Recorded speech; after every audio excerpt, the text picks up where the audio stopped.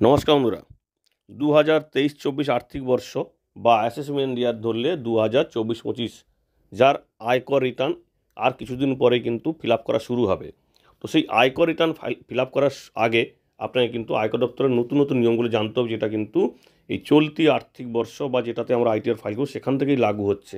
তো এইরকমই একটি গুরুত্বপূর্ণ নোটিশ বা নতুন নিয়ম ঘোষণা করেছে আয়কর দপ্তর। সেটা হচ্ছে কি, এবার কিছু আয়করদাতাদের দুটি আইটিআর ফর্ম পূরণ করে জমা করতে হবে। কারণ আমরা জানি যে সবসময় একটা করে আইটিআর পূরণ করে জমা করতাম, এবার কিন্তু দুটি আইটিআর ফর্ম পূরণ করতে হবে। শুধু তাই নয়, আইটিআর 2 ফর্মে কিন্তু অনেকখানি চেঞ্জ হয়েছে। তো সেই বিষয়টিও আলোচনা করবো যে আইটিআর 2-তে কী চেঞ্জ হয়েছে বা এতদিন কী নিয়ম ছিল, এবং সেই সঙ্গে আইটিআর 3ও কিন্তু কারা কারা পূরণ করতে পারবেন সেই বিষয়টিও আলোচনা করবো। আশা করব ভিডিওটি শেষ পর্যন্ত দেখবেন। তো প্রথমে আমরা একটু দেখে নিই আইটিআর 2 কারা কারা পূরণ করতে পারবেন। তো আইটিআর 2 হলো একটি একক বা অবিভক্ত হিন্দু পরিবারে ব্যবহারের জন্য বা আনডিভাইডেড হিন্দু ফ্যামিলি, যাদের এই সমস্ত বেতন বা এই সমস্ত আয় থেকে ইনকাম হয়। তো বেতন বা পেনশন থেকে তাদের আয় হয়, অথবা ইনকাম কোথা থেকে হবে, আদার দেন হাউস প্রপার্টি। কারণ ধরুন একটার বেশি যাদের বাড়ি আছে তাদের ক্ষেত্রেও কিন্তু আইটিআর 2 পূরণ করতে হবে। এছাড়া অন্যান্য খাতে আয়, অর্থাৎ লটারি, রেসের ঘোড়া থেকে, মানে ঘোড়ার যে রেস হয় সেখান থেকে আয় যদি 50 লক্ষ টাকার বেশি হয় সেক্ষেত্রে আইটিআর 2।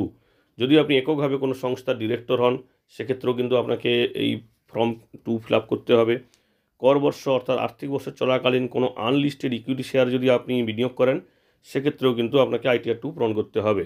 যদি আপনি নিবাসী হলেও সাধারণত নিবাসী না হয়ে থাকেন অথবা প্রবাসী হন, অর্থাৎ আরএনওআর বা নন রেসিডেন্ট, সেক্ষেত্রেও কিন্তু আইটিআর 2 পূরণ করতে হবে। ক্যাপিটাল গেইনস থেকে আয় অথবা বিদেশি সম্পদ থেকে আয় হলে সেক্ষেত্রেও কিন্তু আইটিআর 2 পূরণ করতে হবে। 5,000 টাকার বেশি কৃষিজনিত আয় হলেও কিন্তু পূরণ করতে হবে। এছাড়াও কোনো দ্বিতীয় ব্যক্তি, যেমন আপনার স্বামী বা স্ত্রী, সন্তান ইত্যাদির ক্ষেত্রে তাদের আয় যদি আপনার আয়ের সঙ্গে যোগ হয় এবং উপরের দেওয়া শর্তাবলী, অর্থাৎ এই যে উপরের 8টি কারণ বললাম, তো এই 8টি কোনো আয় যদি তার যুক্ত হয় তো সেক্ষেত্রেও কিন্তু আইটিআর 2 আপনাকে পূরণ করতে হবে। এবার দেখে নিই আইটিআর 2 এবছর কী কী পরিবর্তন হয়েছে। তো লিগ্যাল এন্টিটি আইডেন্টিফায়ার আপনাকে দিতে হবে। এটা কি সেটা আমরা একটু পরেই বলছি। রাজনৈতিক দলগুলিকে অবদানের বিশেষ, অর্থাৎ রাজনৈতিক দলগুলির কোনো যদি আপনি দান টান করে থাকেন তো সেক্ষেত্রে তার তারিখ, কীভাবে অর্থ দিয়েছেন, চেক নাকি আইএফএসসি কোড, এই সমস্ত কিছু তথ্য আপনাকে দিতে হবে। রক্ষণাবেক্ষণের ক্ষেত্রে, অর্থাৎ আপনার উপর যদি নির্ভরশীল কেউ থাকে, সে বাবা হতে পারে, মা হতে পারে, বা কেউ যদি প্রতিবন্ধী হয়ে থাকেন তো সেক্ষেত্রে তার জন্য যে একটা খরচ থাকে তার যে সেটা যদি ট্যাক্স ছাড় নিতে চান সেক্ষেত্রেও কিন্তু তার কীভাবে আপনার উপর নির্ভরশীল, তার প্যান নাম্বার বা ফর্ম, সব কিছু তথ্য কিন্তু আপনাকে দিতে হবে। এবং আরও যদি কেউ ইন্ডিভিজুয়াল বা আনডিভাইডেড হিন্দু ফ্যামিলি থাকে তাহলে ট্যাক্স অডিট করার যদি প্রয়োজন হয়, এতদিন তারা কিন্তু ডিএসসির মাধ্যমে, ডিজিটাল সিগনেচার সার্টিফিকেটের মাধ্যমে আইটিআর ভেরিফিকেশান করতে পারতো। এবার কিন্তু তারা ইলেকট্রনিক যে ভেরিফিকেশান কোড দিয়ে কিন্তু আইটিআরটা ভেরিফাই করতে পারবে বা যাচাই করতে পারবে। এবার দেখে নিই যে লিগ্যাল এন্টিটি কী বা বিষয়টা কী। এটা হচ্ছে একটা কোড, যেটা 20 সংখ্যার, যেটা কী হয় বিশ্বব্যাপী আর্থিক লেনদেনের ক্ষেত্রে একটি কোড, যেটা 20 সংখ্যার হবে, এবং সেটা কিন্তু 50 কোটি টাকার বেশি রিফান্ডের ক্ষেত্রে এই কাজটি, মানে রিফান্ড যদি থাকে 50 কোটি টাকার বেশি সেক্ষেত্রে এই নিয়মটি লাগু হয়েছে। এছাড়া 2024-25 মূল্যায়ন বর্ষে নতুন একটি আইটিআর ফর্মগুলিতে প্রকাশের জন্য বিভিন্ন ক্ষেত্রে নতুন নতুন বিষয় যুক্ত হয়েছে, অর্থাৎ লিগ্যাল এন্টিটি আইডেন্টিফায়ার এবং সেই সঙ্গে একটি স্বীকৃতি, অডিট যদি হয় তার স্বীকৃতি নম্বর এবং ইউডিন নম্বর, ক্যাপিটাল গেইন অ্যাকাউন্টসের স্কিম, এগুলো সমস্ত কিছু কিন্তু তথ্য আপনাকে দিতে হবে। এবারে কিন্তু আইটিআর 2 ফাইল করার জন্য কী কী নথির প্রয়োজন হয়।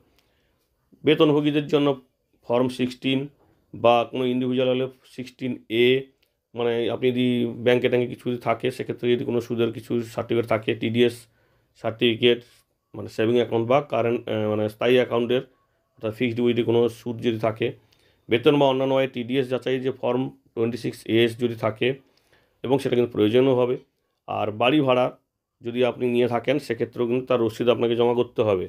এবং এছাড়া আপনি যদি সিকিউরিটি থেকে কোনো মূলধন লাভ করেন তো সেটাও কিন্তু আপনাকে তার লাভ বা ক্ষতি, যদি ক্ষতি হয়ে থাকে সেটাও কিন্তু আপনাকে দেখাতে হবে। ধরুন আপনার যে বাড়িটা আছে সেই বাড়ি থেকে আপনি ভাড়া দিয়ে থাকেন এবং সেখান থেকে আপনার আয়ও হয়, তো সেটাও কিন্তু আপনার একটি ইনকাম হিসাবে দেখানো হবে আইটিআর 2-তে। এবং তার সুদেরও যদি কিছু থাকে সেটাও কিন্তু আপনাকে এখানে দেখাতে হবে। যদি আপনি বর্তমান বছরে কোনো ক্ষতির দাবি করতে চান তাহলে কিন্তু আপনার ক্ষতি কীভাবে হয়েছে সেটাও আপনাকে ব্যাখ্যা করতে হবে, এবং তার আগের বছর যে আপনি ক্ষতিটা হয়েছিল তার ITR 5-এর কিন্তু কপি আপনাকে সাবমিট করতে হবে।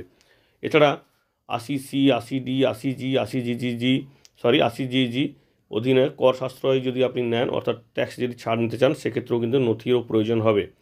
অর্থাৎ জীবন বিমা, স্বাস্থ্য বিমা, অনুদানের রসিদ, ভাড়া রসিদ, টিউশন ফির সমস্ত ক্ষেত্রে কিন্তু আপনাকে ফর্ম দিতে হবে, মানে নথি দিতে হবে। এছাড়া যেটা বলা হচ্ছে আয়কর রিটার্ন নিয়ে সম্প্রতি যেটা আমরা প্রথমে বলেছিলাম যে ইনকাম ট্যাক্স ডিপার্টমেন্ট একটি নির্দেশিকা জারি করেছে, সেখানে বলা হয়েছে যে সমস্ত করদাতার বার্ষিক আয় 50 লক্ষ টাকার বেশি হবে তাদের ক্ষেত্রে কিন্তু এই দুটি ফর্ম পূরণ করতে হবে, ITR 2 এবং ITR 3, এবং তার শেষ ডেট কিন্তু 31 জুলাই 2024, অর্থাৎ 2024-এর 31 জুলাইয়ের মধ্যে ITR 2 এবং ITR 3 ফর্ম পূরণ করতে হবে। এছাড়া একটু ITR 3টা দেখে নিই কারা পূরণ করতে পারবেন। আইনবাড়ি হিন্দু ফ্যামিলি বা ইন্ডিভিজুয়াল কোনো ব্যক্তি যাদের কিন্তু আয় এবং অন্য কোনো পেশা থেকে উপার্জন আছে, মানে ব্যবসা থেকেও আয় আছে অথবা পেশা থেকে অন্য কোনো ইনকাম আছে, যেমন ওনার কোম্পানির পার্টনার পদে রয়েছে, অথবা যারা ITR 1 এবং ITR 2-র যে কন্ডিশনগুলো আছে সেগুলোর মধ্যে পড়ছে না, তারা কিন্তু এই ITR 3টা পূরণ করবে। অর্থাৎ এবার থেকে ITR 3 এবং 2 কিন্তু পূরণ করতে হতে পারে যদি 50 লক্ষ টাকার বেশি ইনকাম হয়ে থাকে, এবং সেই সঙ্গে ITR 2-তে কী কী পরিবর্তন হলো সেটাও কিন্তু আমরা আলোচনা করলাম। এছাড়া ITR 1 কারা পূরণ করতে পারেন এটা নিয়ে কিন্তু আমাদের ভিডিও আছে, চাইলে দেখে নিতে পারেন।